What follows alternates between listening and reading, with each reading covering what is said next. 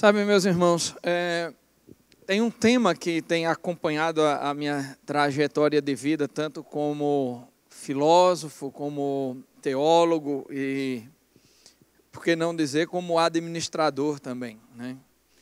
É o tema da felicidade. A felicidade é um tema muito debatido na filosofia e hoje muito debatido dentro dos programas de administração, porque apesar de todos os sonhos das pessoas serem diferentes, nós temos uma coisa em comum: todo mundo quer ser feliz. E seria uma pergunta muito tola alguém chegar para um auditório e perguntar: quem quer ser feliz? Ora, é óbvio que todo mundo quer ser feliz. Tem programas aí, tem filme, né, com a pergunta: quem quer ser um milionário? Aí sim faz sentido, porque algumas pessoas querem ser milionárias, outras não estão nem aí para ser milionárias, outras já são, então não precisam disso. Talvez se a gente perguntasse aqui, quem quer ser um milionário, talvez vários de vocês não levantassem a mão, né? Alguns querem ser pai, outros não. Alguns querem ser médicos, outros não. Alguns querem ser policiais, outros não. Mas todo mundo quer ser feliz, isso é fato. O problema é que a gente às vezes confunde as ideias de felicidade. Existem certos mitos sobre felicidade. Um dos grandes mitos sobre felicidade é que as pessoas felizes não sofrem. Isso é um grande engano. As pessoas felizes também experimentam o sofrimento. Não há ninguém nesse mundo que passe por essa vida sem sofrer. Tá? Não há absolutamente ninguém nesse mundo, por mais que você olhe, tem aquela história de que a grama do vizinho é sempre mais verde, né? Aquela história de você olha para a vida dos outros e parece que essa vida é perfeita. O salmista, no Salmo 73, meio que se abala diante dessa luta, né, com ele mesmo, olha e diz: Senhor, eu não sei porquê, eu sofro, mas o ímpio vive tão bem, o ímpio, sabe, prospera e eu não tenho prosperado, né? E existem esses dilemas, mas isso não é verdade. A gente não há possibilidade de alguém sendo cristão, sendo rico, sendo pobre, sendo branco, preto, negro, o que for, essa pessoa dizer: eu não passei por sofrimentos na minha vida. Nós sofremos quando perdemos pessoas que amamos, nós sofremos quando nos apaixonamos, né? Quem nunca se apaixonou e não foi correspondido, né? Que tem coisa mais triste do que um adolescente ali apaixonado, morrendo de amor e não tem nem coragem de falar com a pessoa amada, né? Nós sofremos em algum tipo, ou sofremos porque perdemos um pai, ou perdemos a mãe, ou porque, enfim, por tantas razões, por doenças, por perdas financeiras, por decepções, traições, são tantas coisas. Mas será que isso termina a minha felicidade? Será que alguém sobre essa terra pode pôr fim à minha felicidade? O fato, gente, é que apesar de experimentarmos dores e sofrimentos na vida, nós podemos sim ser felizes ainda nessa vida. Nós podemos sim ser felizes, e a felicidade não implica com não sofrer. A felicidade tem uma forte relação com saber sofrer. É diferente. Porque aquele que é infeliz, ele sai arrastando o sofrimento. Aquele que é infeliz, quando passa pela dor, ele agarra-se com a dor e sai arrastando essa dor para o resto da vida. Sai assim, manquejando e arrastando essa dor para o resto da vida, porque ele não é capaz de esquecer do que passou lá atrás, ele não é capaz de esquecer de quem lhe decepcionou, de quem lhe magoou, ou eu conheço gente que deixou de ter o prazer no próprio aniversário porque adoeceu uma vez no dia do seu aniversário. Então, meu irmão, isso não tem nada a ver, as coisas dessa vida não podem lhe impedir de ser felizes. Agora, quem é realmente feliz, passa pelas dores olhando para o futuro, né? Passa pelas dores cultivando a esperança de dias melhores, passa pelas dores, sabendo que as dores são momentâneas. Como Paulo, quando estava preso em Roma, escreveu na sua carta aos Romanos 8,17, quando ele diz, aliás, ele não estava preso em Roma, ele estava preso em Filipos, e quando escreve para os romanos, ele diz que os sofrimentos do presente tempo não são para ser comparados com a glória que está para ser revelada em nós por meio do Senhor Jesus Cristo. Então, ele olha para o futuro e diz, não tem nada nesse tempo, não há nada nesse mundo que possa bloquear a minha felicidade. Agora, é óbvio também que há um outro engano aí com relação à felicidade. É alguém achar que existe uma fórmula para ser feliz. Ah, pastor, mas ninguém acredita nisso. Acredita. Sabe por quê? Tem muita gente que tenta ser feliz imitando a felicidade dos outros. Não é? E aí a gente vê, por exemplo, em época de rede social, a gente vê muito a aparente felicidade daqueles que postam mais, né? Aí o cara está lá na praia, aí posta, o cara vai no restaurante, tira foto da comida e manda para todo mundo ver que ele está comendo bem, né? Aí você diz, poxa, como esse cara é feliz, né? Não sei se isso é felicidade ou se isso é uma tentativa de demonstrar felicidade, mas enfim, que seja felicidade. O fato é que enquanto eu estou olhando a felicidade do outro, eu estou me tornando mais infeliz, né? Porque enquanto ele está lá no restaurante tirando foto e colocando na rede social, eu estou na rede social olhando a comida dele e não estou comendo a minha, né? Eu estou ali de bobeira. Então não posso conquistar a felicidade desse jeito. A felicidade não é proporcionada por uma fórmula secreta, nem existem pessoas que conseguem construir coisas mais felizes, porque a terceira ideia equivocada de felicidade é que ela tem a ver com o nosso bem-estar, com o bem-estar social. Pessoas pensam que não serão felizes se elas não tiverem coisas, né? Se elas não conseguirem um bom lugar para morar, se elas não tiverem um bom carro para dirigir, se elas não tiverem uma boa escola para os seus filhos, elas não serão felizes. Sabe, existem muitas pessoas paupérrimas que são muito felizes. Existem pessoas que estão dentro de favelas e são muito mais felizes do que pessoas que vivem em pequenos palácios. Existem pessoas que sabem olhar para a vida, que sabem sorrir para a vida, que sabem se incomodar menos com os problemas, que sabem se incomodar menos com a sua trajetória de vida, que sabem sabem passar pela vida sem aquele vitimismo, sem aquelas dores, e isso não tem nada a ver com ser rico, com ser pobre, com morar no grotão ou morar no altiplano. Isso não tem nada a ver com morar no Bessa ou morar em Mandacaru. Isso tem a ver com a forma como a gente olha para a vida, a forma como a gente enfrenta a vida, como a gente dialoga com os problemas da nossa própria existência. E aí, gente, há uma outra questão, uma quarta e última questão nessa introdução sobre a questão da felicidade. É justamente sobre a nossa existência. Quando nós, às vezes, estamos dentro da igreja e proclamando Deus, às vezes a gente não consegue ultrapassar uma imagem de Deus no sentido de construir uma visão de Deus que seja realmente de Deus e não daquilo que Ele nos pode dar. Às vezes nós amamos a Deus simplesmente porque Ele nos deu coisas ou porque respondeu às nossas orações. E não é errado amar a Deus por isso. É errado amar a Deus só por isso, né? Eu me lembro que quando eu, recém-convertido, uma pessoa que estava me discipulando, a gente conversando sobre essas questões, de quando Deus responde a minha oração com clareza, quando Deus diz sim para as minhas orações, eu parecia tão mais feliz. E esse rapaz olhou para mim e disse: Josemar, por que você ama a sua mãe?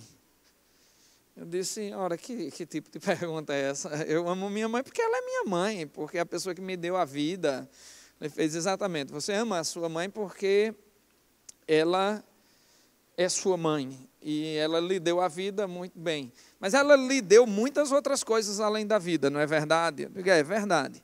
Mas e se ela não tivesse lhe dado outras coisas além da vida, você amaria sua mãe? Eu digo, sim, amaria a minha mãe. Diz, é dessa forma que nós devemos amar a Deus. Amar a Deus pela essência de quem Ele é. Amar a Deus por quem Ele é. E aí eu chego a uma conclusão antes da pregação. Eu vou começar hoje pela conclusão. A nossa relação com Deus, a nossa relação de amor a Deus, deve ser a Deus e não as coisas que Ele nos proporciona. E, portanto, essa relação, se ela é com Deus, ela deve ser suficiente para a nossa felicidade. Ainda que Deus não nos dê nada, o que é muito improvável que aconteça, ainda que Deus não responda nenhuma de nossas orações, o que é praticamente impossível que aconteça, porque Ele gosta de responder orações, porque Ele se importa conosco, porque Ele entende as nossas necessidades, mas ainda que Deus silencie, ainda que Deus se feche, a nossa relação com Ele deve ser suficiente para sermos felizes apenas nesta relação. A grande questão é, para ter essa relação com Deus, que é suficiente para a nossa felicidade, nós precisamos conhecer Deus. Mas precisamos, de fato, conhecer a Deus. Certa vez, Jesus Cristo estava conversando com um grupo de pessoas que questionou a Ele sobre casamento. E aí sempre tem um daqueles que deve ser formado em filosofia, que vem com aquelas perguntas bem cruzeta, né? Aí olha para Jesus e diz, Jesus, veja bem, se uma mulher se casa com um homem e esse homem morre, aí ela se casa com o irmão dele, e esse homem morre. Aí ela se casa com o terceiro irmão. Se fosse eu do jeito que sou agoniado, eu já tinha dito, corra, né? Corra. Jesus ficou ouvindo essa pergunta até o fim. E ela se casa com 7 irmãos e todos morrem. Quando chegar no céu, ela é mulher de quem?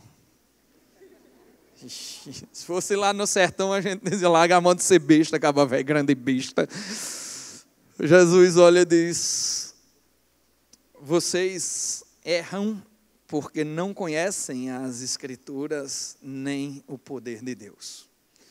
Jesus, antes de responder a pergunta, ele chama a atenção de uma coisa, vocês erram, vocês se enganam, vocês cometem equívocos nesse tipo de visualização da vida, da felicidade, porque essa história de casar está muito relacionada com felicidade para algumas pessoas, e para outras está relacionada com infelicidade, né? Então, Jesus olha para essa pessoa e diz, você está muito enganado, cara. Agora, vocês estão enganados e fazendo esse tipo de pergunta porque vocês não conhecem as Escrituras nem o poder de Deus. São duas coisas que para Jesus andam em conjunto o tempo inteiro. É possível conhecer o poder de Deus sem conhecer as Escrituras? Quando você vê Deus agindo na vida do outro. Você vê Deus agindo de longe. Aí você diz, poxa, Deus abençoa aquele cara. Mas você não conhece o que é a vida daquele sujeito, nem a relação dele com Deus, porque isso só está revelado nas Escrituras. É possível conhecer as Escrituras sem conhecer o poder de Deus? Quando você olha para as Escrituras apenas como um intelectual. Mas o que Jesus diz é que nós precisamos conhecer o poder de Deus e as Escrituras como parte de uma única experiência. Eu gosto muito de refletir sobre essa questão da relação entre a palavra de Deus e a felicidade a partir dos Salmos. Porque os Salmos são um tipo de escrito muito exclusivos da Bíblia. Em toda a Bíblia você encontra Deus falando com o homem de cima para baixo, mas nos Salmos você encontra o homem falando com Deus de baixo para cima. Ainda que os Salmos sejam uma revelação divina, ainda que os Salmos sejam inspiração divina, os Salmos são o reflexo maior dos sentimentos humanos e das orações humanas em direção a Deus. Nos Salmos você encontra de tudo um pouco, você encontra, agradecimento, você encontra louvor, você encontra arrependimento, você encontra os salmos imprecatórios, né? Acho que nada revela mais a humanidade do salmista do que os salmos imprecatórios, que são aqueles salmos que o salmista diz assim: Senhor, quebra os dentes dos meus inimigos. Você pensa que não tem isso no salmo? Não tem. É homem orando, né? Homem com raiva orando, é homem indignado orando, mas depois ele diz: não, Senhor, não é bem assim. E eu tenho certeza que Deus nunca atendeu esse tipo de oração, né? Senhor, quebra lá meu inimigo, destrói. Mas os salmos têm, com muita frequência, uma fórmula poética, que diz assim: como é feliz o homem que... Como são felizes os que... Você tem muitos salmos que possuem essa fórmula lá. A maioria deles está lá no comecinho já. Salmo 1, Salmo 126, Salmo 128, o Salmo 119, que é esse salmo que nós vamos falar hoje. Todos começam assim, e muitos outros. Como é feliz o homem que... E normalmente ele diz: como é feliz aquele que obedece a Deus, aquele que anda em caminhos íntegros, aquele que obedece a sua palavra. E no maior de todos os salmos, o Salmo 119, há um tema, uma ligação muito forte entre esse tema, felicidade e palavra de Deus. O Salmo 119 é o maior de todos os salmos, e ele é dedicado a refletir sobre a palavra de Deus. E não só sobre a palavra de Deus, mas sobre o nosso comportamento diante dessa palavra. E essa ligação entre conhecer a palavra e o que fazemos com o conhecimento dessa palavra é que gera uma coisa chamada felicidade. O Salmo 119, no versículo 1, começa dizendo: como são felizes os que andam em caminhos irrepreensíveis, que vivem conforme a lei do Senhor. E a riqueza desse salmo, essa ligação que ele faz entre o poder da palavra e o comportamento humano, trazendo como fruto a felicidade, acho que é valioso demais para nós não falarmos sobre eles. Mas eu não vou começar esse salmo do comecinho, não. Até porque esse salmo, se eu fosse só ler, ocuparia todo o tempo aqui. Queria que você abrisse lá no livro dos Salmos, no Salmo 119, a partir do versículo 89. Esse salmo forma um acróstico, né? O acróstico é aquele tipo de poesia que todos os versos começam com uma ordem qualquer. Por exemplo, esse salmo, ele segue o alfabeto hebraico. E para cada letra do alfabeto hebraico, ele tem 8 versos. E nós vamos ler o verso da 12ª letra, que é a letra Lamed. Diz assim: a tua palavra, Senhor, para sempre está firmada nos céus. A tua fidelidade é constante por todas as gerações. Estabeleceste a terra que firme subsiste. Conforme as tuas ordens, tudo permanece até hoje, pois tudo está a teu serviço. Se a tua lei não fosse o meu prazer, o sofrimento já me teria destruído. Jamais me esquecerei dos teus preceitos, pois é por meio deles que preservas a minha vida. Salva-me, pois a ti pertenço e busco os teus preceitos. Os ímpios estão à espera para destruir-me, mas eu considero os teus testemunhos. Tenho constatado que toda perfeição tem limite, mas não há limite para o teu mandamento. Vamos orar mais uma vez? Senhor, nos colocamos aqui humildemente debaixo da tua palavra. E te pedimos, ó Pai, que esta palavra nos ilumine, que abra os nossos olhos e os nossos corações, para que possamos entender qual seja a tua boa, perfeita e agradável vontade para nós.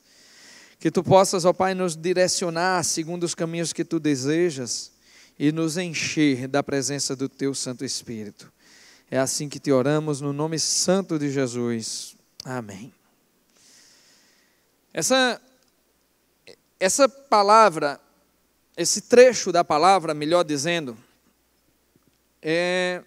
começa nos trazendo uma ideia de que a palavra de Deus pode promover em nós algumas coisas muito importantes mesmo para a nossa felicidade. E a primeira coisa que essa palavra produz em nós é uma estabilidade para a vida. Sabe, ninguém consegue ser feliz realmente ou totalmente feliz sendo instável. Indo de um lado para o outro, sabe, mudando as suas ideias.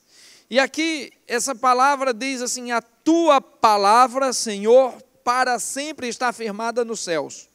A tua fidelidade é constante por todas as gerações. Estabeleceste a terra que firme subsiste. Conforme as tuas ordens, tudo permanece até hoje, pois tudo está ao teu serviço. A ideia de estabilidade está muito presente nesses 3 primeiros versículos. E essa ideia é extremamente necessária para a nossa vida. Os juristas aqui sabem que nós estamos vivendo um período complicado no judiciário brasileiro. Um conflito de ideologias, um conflito de jurisprudência contra a lei, lei contra a jurisprudência, e vai e volta. E o mesmo cara que criou uma jurisprudência, depois ele volta atrás, porque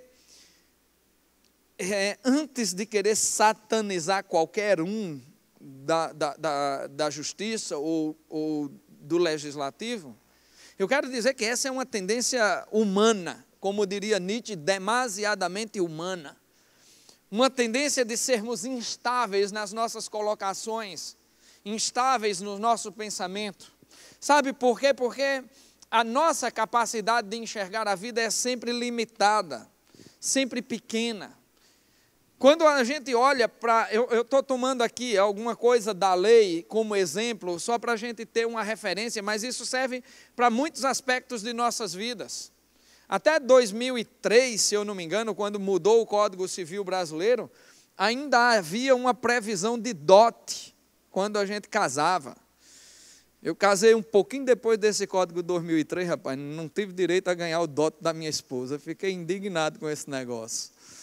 Mas você já pensou o que é isso, cara? Em pleno século XXI, você vai casar e olhar para o pai da noiva e dizer: sim, mestre, e quanto é meu dote? Né? Rapaz, é inconcebível. A lei, como é humana, ela tem essa necessidade constante de mudar. E essas mudanças sempre causam um furor, uma instabilidade. Eu lembro demais quando houve essa mudança do código, porque mexeu em algumas coisas referentes às igrejas evangélicas e gerou aquele furor, aquela discussão, e sempre gera, sabe, discussões, e alguns ficam descontentes. Mas aqui o salmista está dizendo algo muito importante. Ele está dizendo assim: a tua palavra, Senhor, para sempre está firmada nos céus. Ele está dizendo que essa palavra, ela não sofre de nenhum tipo de instabilidade humana. Não há perigo de você começar um relacionamento com Deus e depois Deus dizer, não era assim que eu queria. Se você segue os planos, se você segue o projeto claro dele, se você segue os exemplos que ele coloca na sua palavra, se você segue essa lei, não há perigo de você se deparar mais na frente com uma mudança de planos vinda do próprio Deus. Josemar, e o que isso tem a ver com felicidade? Tudo, tudo. Porque não há como sermos felizes se não tivermos estabilidade nos nossos relacionamentos. E aí, olhando para a cruz aqui, eu me lembro das palavras do filósofo brasileiro chamado Humberto Roden, filósofo cristão, que dizia assim: a cruz representa o relacionamento do homem, os relacionamentos do homem em dois sentidos. Na vertical, ela representa o relacionamento íntimo com Deus. E na horizontal, ela representa o relacionamento com os seus iguais. Não é exatamente isso que a teologia ensina, mas é muito válido, porque tem muito sentido nessas palavras. É necessário que nós tenhamos uma relação estável com Deus para sermos felizes, mas é necessário também que nós tenhamos relacionamentos estáveis com as pessoas ao nosso redor. Pessoas que vivem, sabe, em extremos do seu furor, do seu humor, dificilmente encontram um equilíbrio para viver felizes. Tem pessoas que vivem extremamente felizes no momento e dias depois estão em depressão, sabe? E quase nunca você as encontra bem equilibradas, porque ela ou está num ponto ou está no outro. É muito difícil ser feliz dessa forma. Pessoas que não conseguem largar o seu passado, pessoas que não conseguem olhar para frente com tranquilidade, pessoas que não conseguem deixar de ser ansiosas, pessoas que não conseguem se relacionar, sabe, e enfrentar os problemas da vida com equilíbrio, dificilmente terão capacidade de realmente ser felizes. Quando o salmista chama a atenção para a estabilidade que a palavra de Deus oferece, quando ele diz que essa palavra está firmada nos céus, que aquilo que foi ensinado continua valendo, é muito importante. Mas aí ele continua no verso seguinte, no verso 90, ele diz: a tua fidelidade é constante por todas as gerações. Interessante isso. Porque quando o salmista diz que a tua fidelidade é constante por todas as gerações, ele está dizendo mais ou menos o seguinte, eu vou tentar parafraseá-lo aqui. A palavra de Deus pode ser antiga, mas ela não é antiquada. Você entende a diferença, né? Ela é antiga porque foi escrita há milhares de anos, mas ela se renova, ela é fiel de geração em geração. Essa palavra que serviu para os meus avós, que serviu para os meus pais, essa palavra que serve para mim hoje, servirá para o meu filho, servirá para os filhos dos meus filhos e para os filhos deles. Porque a estabilidade promovida pelos valores dessa palavra está fixada, está firmada na eternidade e nos céus. Nós encontramos hoje uma grande diversidade de pessoas tentando mudar os valores dessa palavra.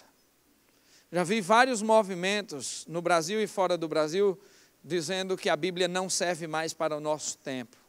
Eu já vi várias pessoas tentando dizer que a Bíblia é antiquada, que ela é machista, que ela é sexista, que ela é um bocado de ismos aí, mas eu nunca vi uma pessoa feliz falando sobre isso.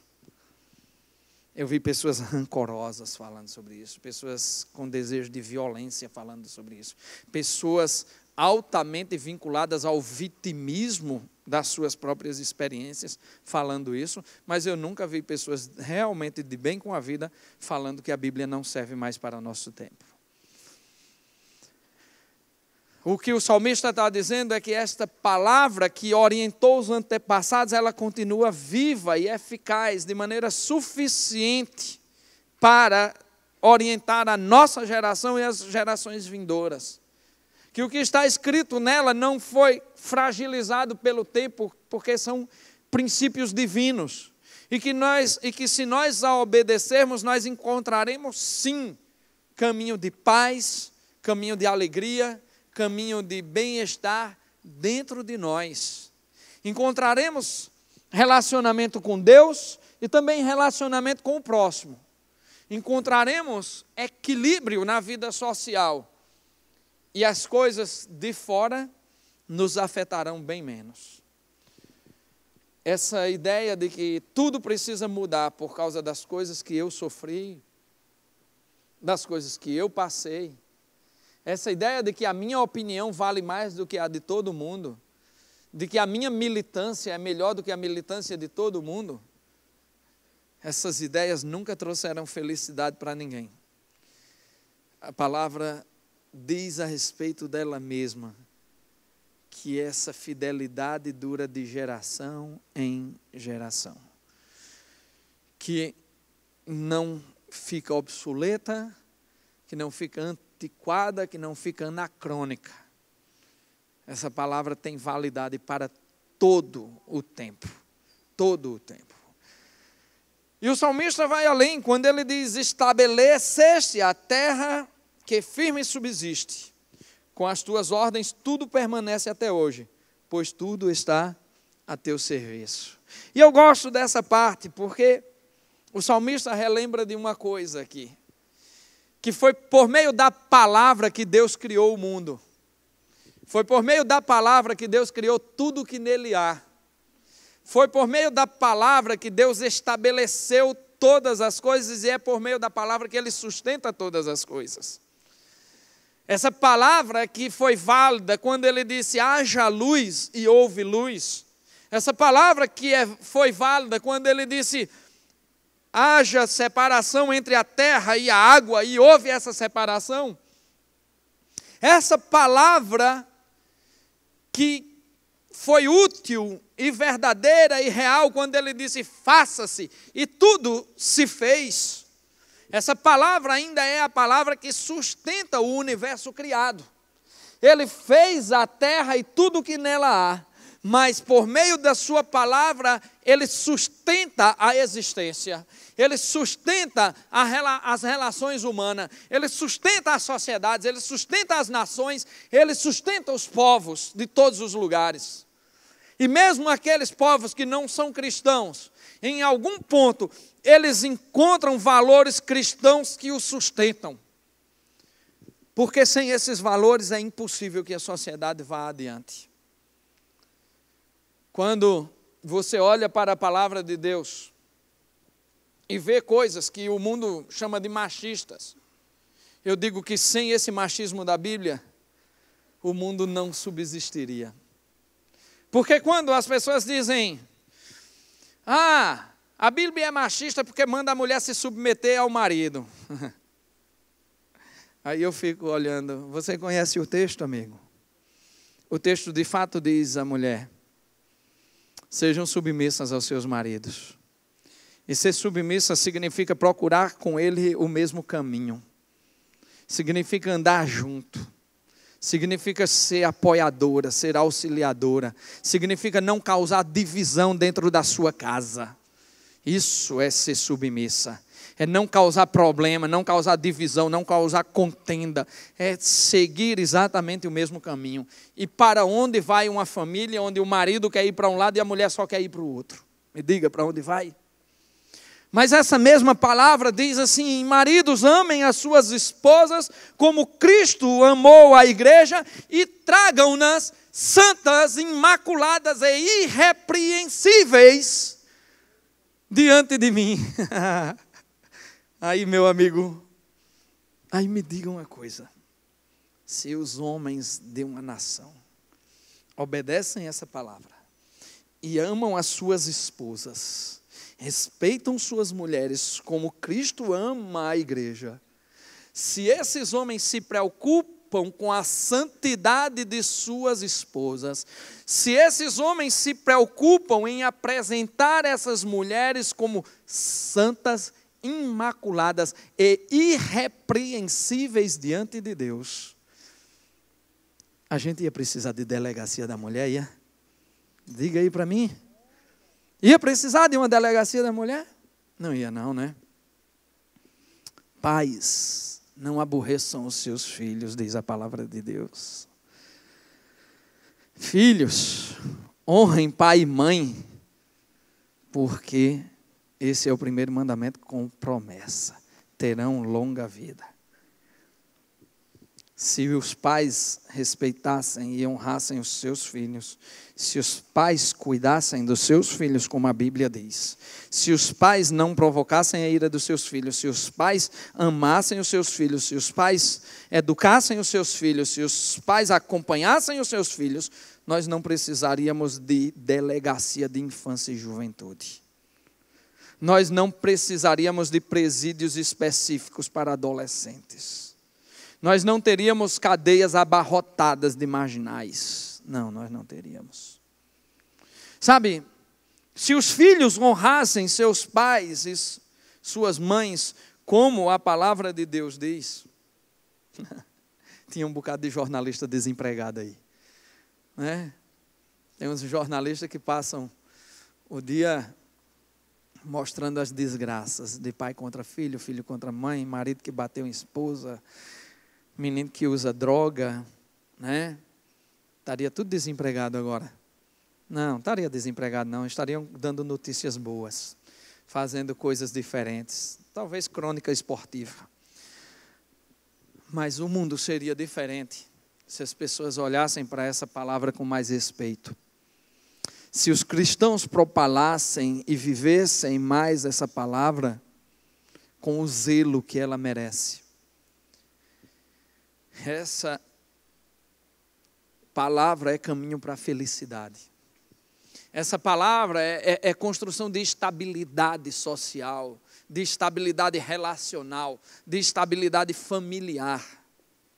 Não há como você ter uma família estabilizada se não seguir minimamente os princípios de Deus, se não seguir os princípios éticos, se não trouxer a palavra para dentro de sua família, dificilmente sua família encontrará a felicidade. Ou talvez seja absolutamente impossível encontrá-la. Me lembro aqui de Ana Karenina, o famoso livro de Tolstói, que começa com uma frase que eu nunca me esqueci. Quando eu li esse livro, eu digo, poxa, essa frase já valeu tudo. Quando eu li a primeira frase do livro, já disse, pronto, está aqui, não preciso ler mais o livro, não. Ele diz, existem famílias, eu não vou lembrar ipsiliteris a frase, mas dizia, todas as famílias felizes são felizes mais ou menos do mesmo jeito, mas as infelizes, cada uma é ao seu próprio modo. A frase de Tolstói é reveladora porque ele diz que existe um padrão para a felicidade, sim.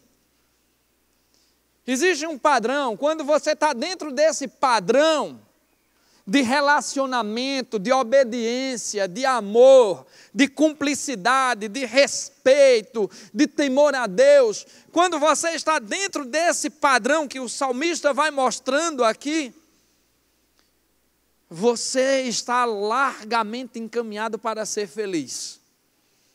Mas quando você está fora desse padrão, quando você busca o seu próprio caminho, quando você quer encontrar uma autonomia de vida, desobedecendo a palavra, aí cada um encontra o seu próprio caminho para a infelicidade. O que nós temos hoje é uma geração que não sabe lidar com problemas. Eu me lembro de um e-mail que eu recebi, que uma jovem perguntava para uma senhora que disse que era casada há mais de 60 anos, e a jovem pergunta para ela, como a senhora conseguiu passar 60 anos casada com o mesmo homem? Ela disse: minha filha, eu sou de um tempo que quando as coisas quebravam, nós consertávamos, não jogávamos fora. E eu achei brilhante isso, porque nós vivemos numa era de descarte.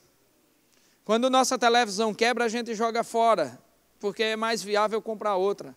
Quando o nosso liquidificador quebra, a gente joga fora, porque é mais viável comprar outro. Mas quando os nossos relacionamentos quebram, parece que nós temos o mesmo sentimento e achamos que devemos jogar fora e trocar de marido como quem troca de roupa, trocar de mulher como quem troca de roupa. E eu nunca vi ninguém ser feliz por andar jogando fora seus relacionamentos. Por isso, insisto em lembrar a vocês o que o salmista está dizendo nesse lugar. A palavra de Deus traz estabilidade para a vida. Traz estabilidade para as nossas vidas. É necessário que conheçamos essa palavra que está firmada nos céus. Essa palavra que não muda o seu valor de geração em geração. Essa palavra que conserta as coisas erradas. Essa palavra que retifica os problemas. Essa palavra que traz um conservadorismo para as nossas vidas. Se você quer ser feliz, meu irmão, conheça essa palavra. Porque essa palavra traz estabilidade para a sua vida, com valores que não mudam, nem podem ser mudados.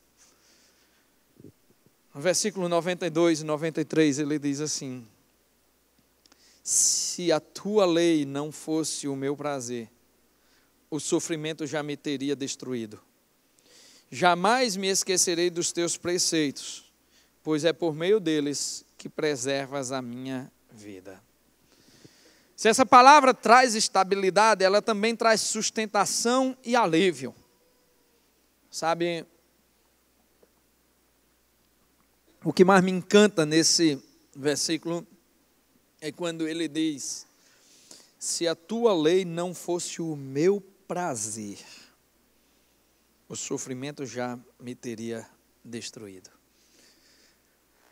Rapaz, é bonito essa história. Dizer que a lei de Deus é o meu prazer. Bem-aventurado, feliz é o homem que encontra, cujo prazer está na lei do Senhor, diz o Salmo 1. Cujo prazer está na lei do Senhor. A ideia de lei é sempre uma coisa mandatória, né? E nós, como seres humanos bastante rebeldes que somos, temos uma tendência a não gostar de quem manda na gente. A gente tem uma ideia de que, para eu ser livre, eu tenho que ser livre de maneira que ninguém meta o bedelho na minha vida. Cada um, né, como dizia aquela música, ado, cada um no seu quadrado. Né? E ficava nisso, né? Cada um no seu quadrado. E seria maravilhoso, né? Se fosse assim. Não, não seria não. Não seria não, porque a palavra diz que nós podemos ter prazer, ter gozo, podemos nos deleitar na lei do Senhor. Porque a lei do Senhor não é um simples conjunto de artigos mandatórios. A lei do Senhor não é um simples conjunto, um código que você, preciso obedecer, porque senão eu vou ser preso, porque senão eu vou para o inferno, ou porque senão isso ou aquilo. Mas a palavra de Deus, a lei de Deus é um caminho relacional com Deus e com as pessoas. E nela há alegria. É uma estabilização das nossas emoções, dos nossos relacionamentos, mas é também um foco nas coisas que realmente interessam na nossa vida. O salmista diz que se a tua lei não fosse o meu prazer, se a lei de Deus não fosse o prazer dele, ele seria destruído pelos sofrimentos. Rapaz, isso é uma das verdades mais incríveis para o nosso tempo. Nós estamos no século das depressões, Nós estamos no século da síndrome do pânico. Nós estamos no século da ansiedade. Esse movimento que o mundo faz hoje transforma coisas que antigamente levariam, sei lá, meses para se fazer, são feitas em segundos. Você entra no Google e encontra em segundos tudo aquilo que você levaria meses procurando na antiga enciclopédia Barça. Né? Quem é do tempo da Barça aqui? Eu sou. É velho que só molesta. Rapaz, a gente tinha que ver se na Barça tinha o negócio. Se não tivesse, aí a gente ia ter que ir pedir a enciclopédia do vizinho emprestado para ver se encontrava lá um verbete que falasse de não sei o que a gente estava procurando. E era procura feia. Hoje você senta no Google, pá! Aí você senta ali de frente do computador, você visita o Museu do Vaticano e imediatamente você vai ver como está a situação na China. E depois você se lembra que tem que fazer uma transação no Banco do Brasil. E aí, estou fazendo propaganda, ó, mexendo aqui. E aí você vai para um lado e para o outro dentro do computador e você se acostuma com aquela velocidade. E nas redes sociais ali, as redes sociais é que é massa mesmo, porque você entra lá e se o cara falou bem de você, você pá, curte na maior velocidade. E se ele falou mal de você, você também exclui ele da sua rede social, da sua vida, na mesma velocidade. Buf! Acabou, é ligeiro. Né? Mas aí, cara, isso tudo gera ansiedade nas pessoas. Porque as pessoas começaram a viver num ritmo tão frenético diante dos seus computadores que começaram a pensar que a vida é assim também. Rapaz, eu recebi um trechozinho no WhatsApp essa semana que eu gostei do negócio. Era assim, o cara recebeu o WhatsApp. E aí, tá vivo? Aí ele fez, oi, estou almoçando, e você, está fazendo o quê? Esperando você. Mandei uma mensagem para você já faz 1 hora. Aí o cara faz. Lei Áurea, 13 de maio de 1888, sou livre. Aí a outra faz. 17 de setembro de 2006, casamento. Tem que responder sim. Mas você sabe que, para mim, pessoalmente, eu tenho WhatsApp porque sou obrigado. Mas para mim é das redes sociais a pior que tem. O cara manda um recado para você e quer que você responda na hora. Eu vou colocar no meu WhatsApp automático assim, quer falar comigo ligeiro? Ligue. Ligue. Porque se for para deixar recado, é para quando eu tiver tempo de olhar. E tem uma coisa, recado eu olho e se eu tiver vontade, eu respondo. Se eu não tiver vontade, eu não respondo. Acabou, se é assim, recado é assim, gente. Eu sou do tempo do molecular, né? Eu sou do tempo do molecular. Meu tio dava uma tapa na minha cabeça e dizia, vai dizer à tua mãe que eu estou esperando ela lá não sei onde. Aí eu ia correndo, né? E dizia lá, mãe, meu tio está ali esperando lá não sei onde. Aí ela fazia, diga a ele que eu não vou não. Pronto, aí eu ficava, né? Mas, gente, que é isso que nós estamos vivendo? As pessoas estão adoecendo por causa da ansiedade, por acharem que tudo deve ser de imediato, por acharem que devem controlar todas as coisas ao seu redor, que a vida real não existe, que ela pode ser controlada como o HD de um computador. As pessoas estão achando que podem controlar a vida dos outros como quem controla um software qualquer, como quem controla um ícone do seu computador. Não. Para um pouco, estabiliza a tua vida diante de relacionamentos reais. Para um pouco, olha para as pessoas ao teu redor, olha que elas são de carne e osso, olha que elas têm sentimentos, olha que elas pensam diferente de você. Nós estamos numa geração que a ansiedade não é apenas pelo tempo, mas a ansiedade é pela aceitação do que nós pensamos. Estamos numa geração esquisita que quando as pessoas não concordam com o que eu estou dizendo, imediatamente eu faço, isso é porque eu sou negro, isso é porque eu sou gay, Ah, é porque eu sou baixinho. Ah, é porque eu sou cabelo branco. Espera aí, gente. A pessoa pode discordar de você porque discordou, porque discorda de uma ideia. Não tem nada a ver com o que você é, nem com o que você viveu no passado. Para com isso. Os relacionamentos não são essa coisa torta, controlável. Você não pode controlar o que os outros pensam, o que os outros fazem. As pessoas têm direito, sim, de pensar diferente. Nós estamos vivendo a era do absurdo, de leis cretinas que obrigam os estabelecimentos comerciais a colocarem placas idiotas nos seus...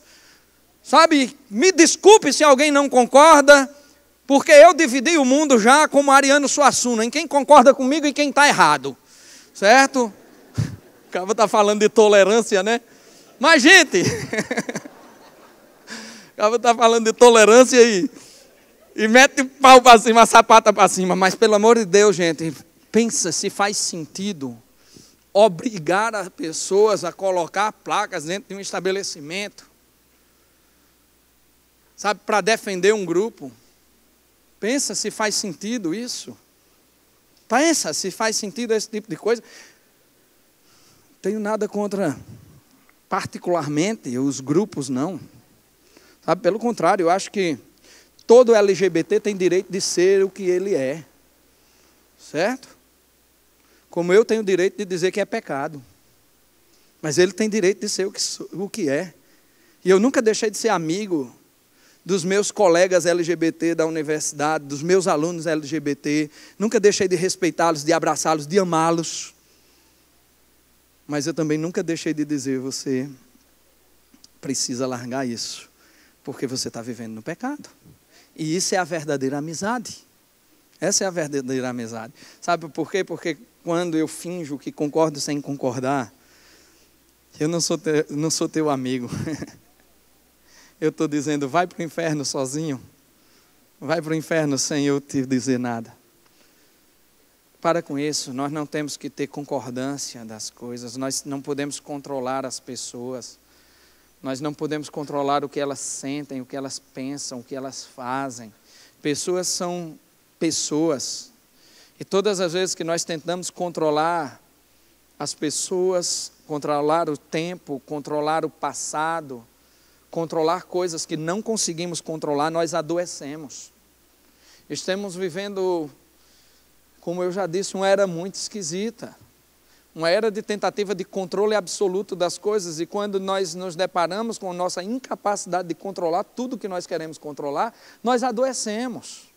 Aí temos as chamadas doenças psicossomáticas.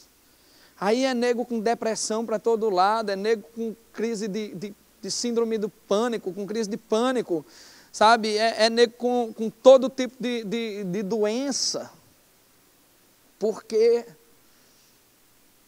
não consegue controlar o mundo ao seu redor.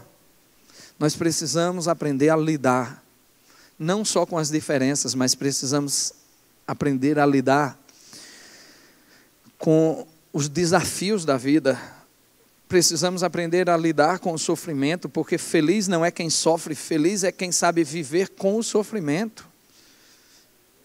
É quem sabe superar as suas dores. A diferença entre quem sofre e é infeliz, e a diferença entre quem sofre e quem é feliz é para onde está olhando. Porque algumas pessoas agarram-se ao sofrimento e não largam esse sofrimento. E ficam presas. E começam a dizer, porque no dia 17 de outubro de 1977, minha mãe deu uma pisa em mim, eu nunca mais me esqueci, nunca mais perdoei minha mãe, não sei o que, e eu decidi que eu vou arrastar agora esse sofrimento para o resto da minha vida. E o pior de tudo é que esse tipo de vitimização ainda gera uma brincadeira que parece que gera uma brincadeira, que era o que eu fazia na escola com meus colegas. A gente chegava assim, dava uma tapa e dizia, desconta no outro, né? Aí o cara experimenta a frustração e quer descontar no outro. Então se torna pessoa amarga. Pessoa amarga, porque está agarrada na dor.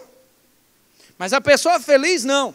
A pessoa feliz sofre olhando para o futuro e dizendo, nesse sofrimento eu vejo eu vejo Deus renovando as minhas forças. No meio desse sofrimento, eu vejo Deus renovando as minhas esperanças. No meio desse sofrimento, eu olho para frente com fé. Essa é a diferença entre quem quer ser feliz e quem quer se arrastar junto com o sofrimento. Você é quem escolhe, meu irmão. É uma decisão sua. É uma decisão simples. Quer continuar agarrando o teu passado? Agarra, agora tu sabe que tu vai continuar a sofrer. Quando eu era moleque, morava ali numa fazenda lá no interior de Pernambuco, e lá tinha muito saguim, lá a gente chamava sonim. E aí, a gente queria capturar aqueles bichinhos, às vezes só para brincar, e fazia uma coisa muito simples. Eu pegava um coco aberto, né? Botava um pedacinho de rapadura dentro do coco, e aí o saguim sentia o cheiro da rapadura, enfiava a mão, aí quando pegava a rapadura, que tentava puxar, a mãozinha não passava no buraco do coco mais, porque ele estava com a rapadura. E ele não soltava a rapadura, meu amigo. Não soltava. É sério, é uma armadilha que a gente usava para pegar saguim. E o bichinho ficava lá agarrado na rapadura e a gente ia lá e capturava o bichinho porque ele não soltava a rapadura. E para ele soltar a rapadura, a gente tinha que fazer cócega nele, até ele soltar. Gente, então tem gente que está caindo em armadilha do diabo. Eu não era o diabo não, viu? Mas tem gente caindo em armadilha do diabo porque não quer soltar o seu passado, não quer soltar a sua rapadura.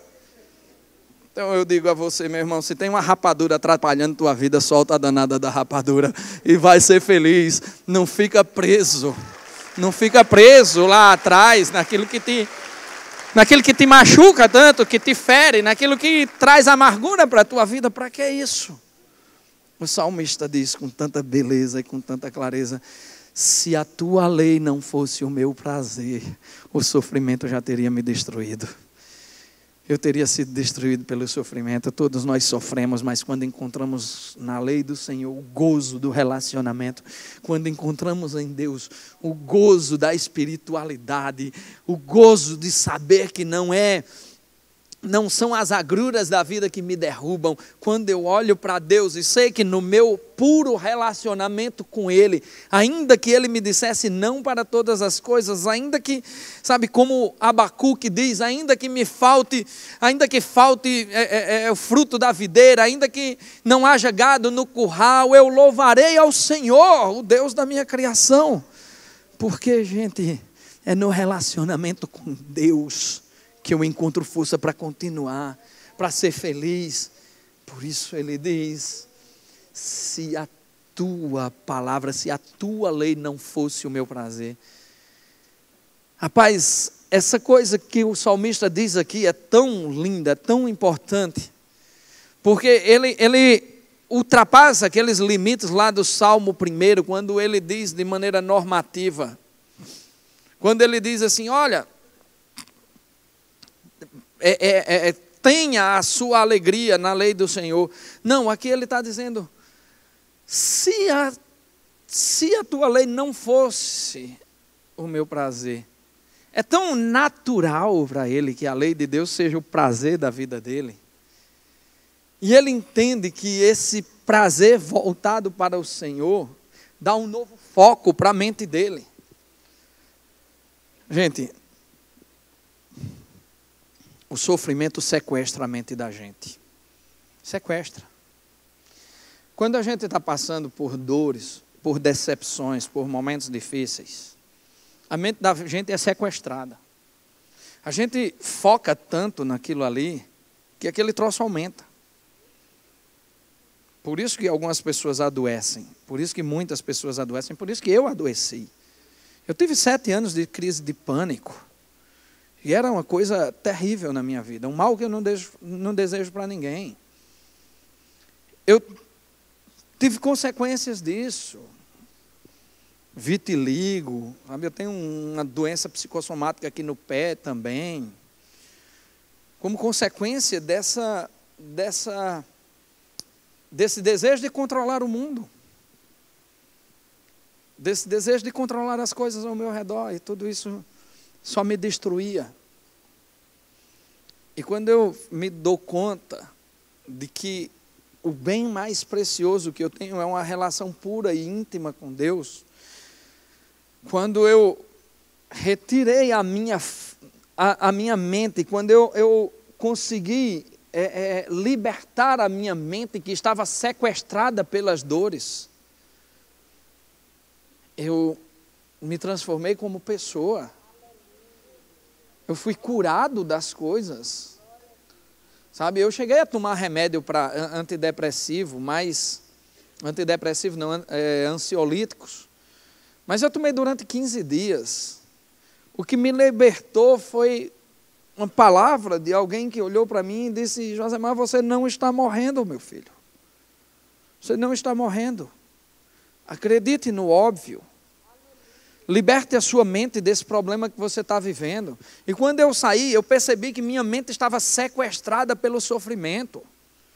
Minha mente estava sequestrada pelo meu passado.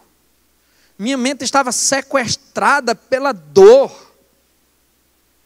E o que essa palavra faz é dizer: olha, a palavra de Deus, a lei do Senhor te oferece gozo, te oferece alegria. Se o meu prazer não estivesse na lei do Senhor, o sofrimento já teria me destruído. E agora não é o salmista que está falando, sou eu.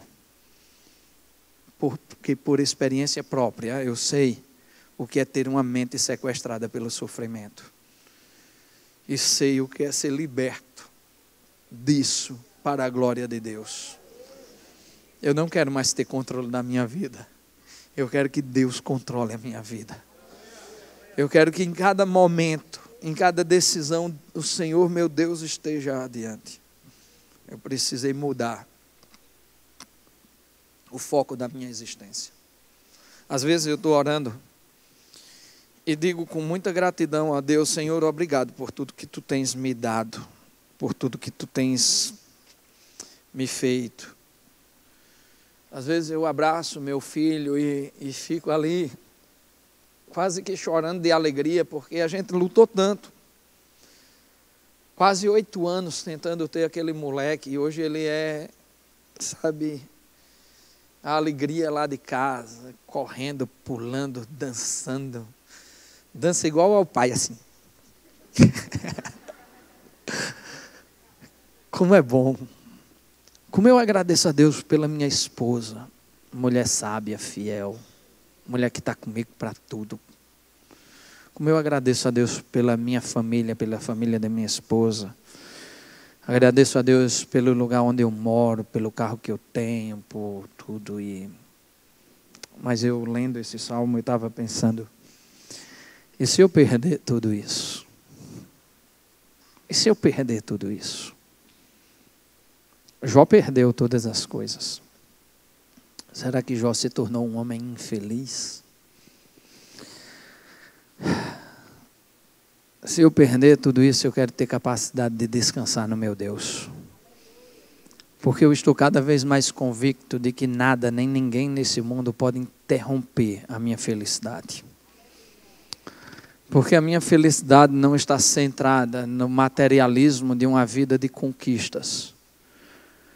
Minha felicidade está centrada num relacionamento autêntico com Deus e pelo que Deus é, não pelo que Deus me dá. Se não for assim, não serve. Se for assim, não é felicidade. Se for assim, é intelectualismo, é materialismo, é qualquer outro ismo. Mas felicidade de fato só é quando você sabe que todas as coisas que Deus lhe dá só valem a pena se Deus estiver presente. De outra forma não vale. Nos versículos 94 e 95, ele diz assim, 94 diz: salva-me, pois a ti pertenço e busco os teus preceitos. Os ímpios estão à espera para destruir-me, mas eu considero os teus testemunhos. A palavra de Deus que me dá estabilidade, a palavra de Deus que me dá sustentação e alívio, essa palavra também me dá sabedoria na hora da dificuldade. Em quantos momentos de nossa vida nós nos deparamos com pessoas que estão nos atrapalhando? Com pessoas que estão, talvez, tentando pisar nos nossos calos. Lembro do Jean-Paul Sartre, que disse, num de seus livros, que o inferno é o outro. Deus não diz que o inferno é o outro. Isso é falta de sabedoria. Deus olha para nós e diz que a nossa luta não é contra carne nem contra sangue, ou seja, a nossa luta não é contra pessoas, mas a nossa luta é contra todos os principados e potestades.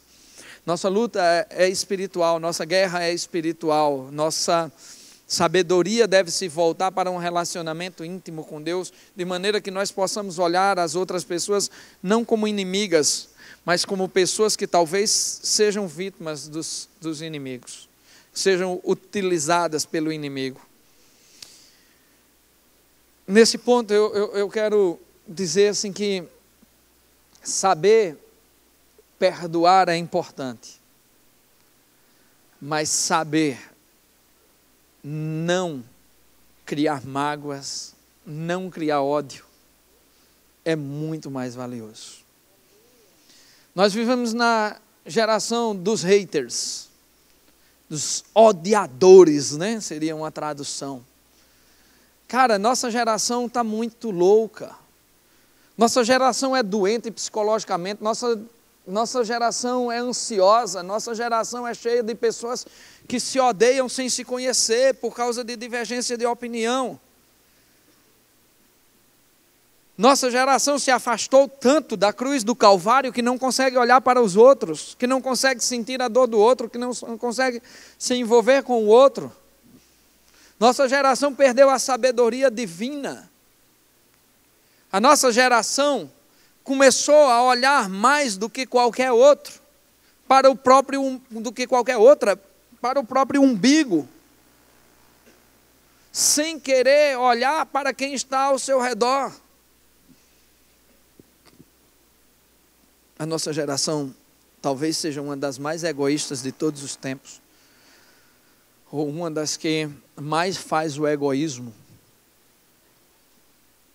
atingir a vida das outras pessoas. Nós vemos pastores colocando postagens no Facebook e no Twitter que dá vergonha, postagens de ódio. Postagens de ódio. Nós vemos cristãos, colocando adesivos nos seus carros que dá vergonha. Adesivos que proclamam o ódio. E por quê? Por divergências políticas. Por quê? Porque consideram que os outros são seus inimigos. O salmista está se deparando com algo que era muito real na sua época. Os ímpios estão à espera para destruir-me. Ele estava falando das ciladas de guerra. Ele estava falando de algo que era muito natural na sua época. De ciladas que existiam de fato para destruir os exércitos, para destruir os generais, para destruir os líderes, para destruir as nações. Mas ele não considera que esse seja o lugar onde ele deve colocar a sua mente. Ele diz: os ímpios estão à espera para destruir-me, mas eu considero os teus testemunhos. E aqui o salmista diz: eu estou desfocando a minha mente do problema com as pessoas, e eu estou olhando para os teus testemunhos. Eu estou olhando para o que tu fazes de maravilhoso, eu estou olhando para a tua glória, eu estou olhando para um relacionamento contigo. Isso é a sabedoria que Deus dá. Eu considero os teus testemunhos. Eu considero um Deus cujo nome é amor. Deus é amor. Eu considero um Deus que se chama misericórdia. Eu considero um Deus cuja maior característica é a graça. Eu considero o testemunho de vida de um Deus que, olhando para os que sofrem, amou. Olhando para os que castigavam o seu filho, amou. Eu considero o testemunho de um Deus cujo filho pregado na cruz teve como uma de suas últimas frases: Pai, perdoa-lhes, porque eles não sabem o que fazem.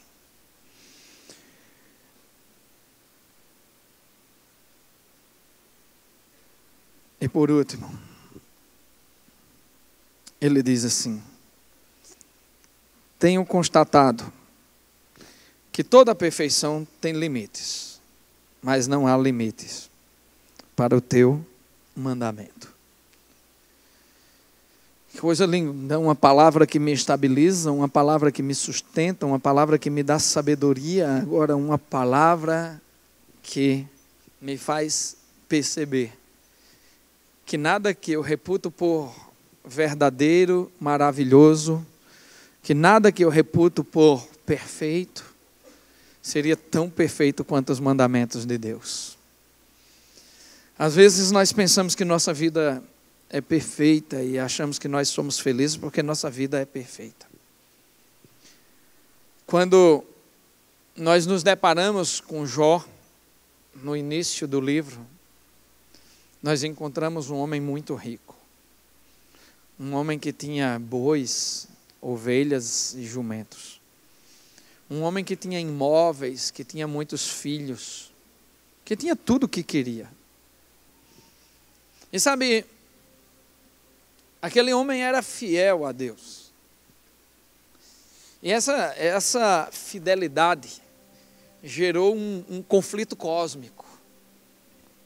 A história de Jó é muito interessante, porque sem Jó fazer a menor ideia do que estava acontecendo, havia uma guerra cósmica entre Deus e o diabo, uma guerra celeste, onde Deus olhou para o diabo e disse: rapaz, de onde tu vens?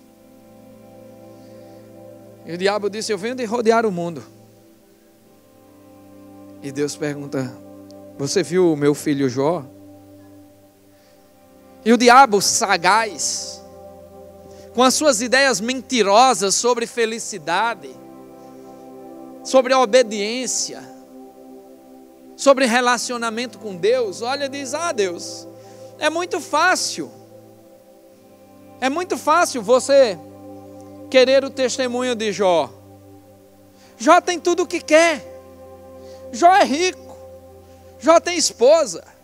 Jó tem filhos. É muito fácil para esse cara te obedecer. Está tudo perfeito na vida de Jó. Deus diz: vai lá e tira. Vai lá e tira. E Satanás vai lá e tira tudo o que Jó tem. Todos os seus bens. E aí, Satanás? Jó continua fiel.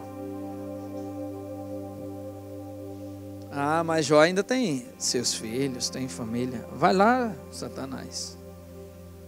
Mata tudinho. Satanás vai lá e mata todos os 10 filhos de uma vez só. Volta.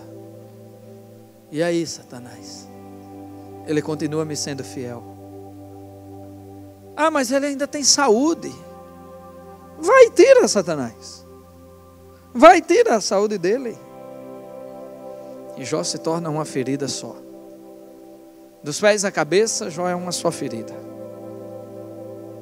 E a sua mulher, com pouca sabedoria, olha para ele e diz: Jó, amaldiçoa o teu Deus e morre. E Jó diz: mulher, tu falas como uma louca.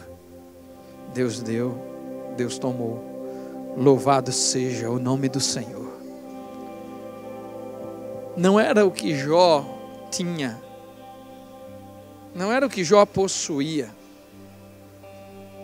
Era o que Jó sentia. Era o que Jó vivia. Não eram os bens de Jó, era o coração de Jó que estava nas mãos de Deus. Era ali que ele era feliz, rico, pobre, saudável, doente, com o coração em Deus. Porque quando temos o coração em Deus, temos noção da eternidade. Quando temos noção da eternidade, entendemos o que Paulo nos ensina. Que nem olhos viram, nem ouvidos ouviram, nem coração humano jamais imaginou as maravilhas que Deus tem preparado para aqueles que o amam. Nós aí somos preparados para perceber o que Paulo ensina na carta aos Romanos 8:17. Que os sofrimentos do presente tempo não são para ser comparados com a glória que está para ser revelada. Quando nós temos o nosso coração num relacionamento autêntico com Deus, e quando sabemos quem é esse Deus, e quando não o amamos apenas pelo que Ele faz, mas por quem Ele é, aí nós entendemos o que Jeremias nos ensinou, que os planos dEle para as nossas vidas são planos de paz, que a vontade dEle para as nossas vidas é boa, perfeita e agradável. Aí, meu irmão, aí, minha irmã, quando você entende todas essas coisas, quando você internaliza todas essas coisas, quando você vive todas essas coisas, é impossível não ser feliz. Porque sem Ele, nada podemos fazer. Nada podemos fazer. Porque Ele é Senhor em todas as coisas e Ele está no controle de nossas vidas. E como é lindo ser controlado por Deus.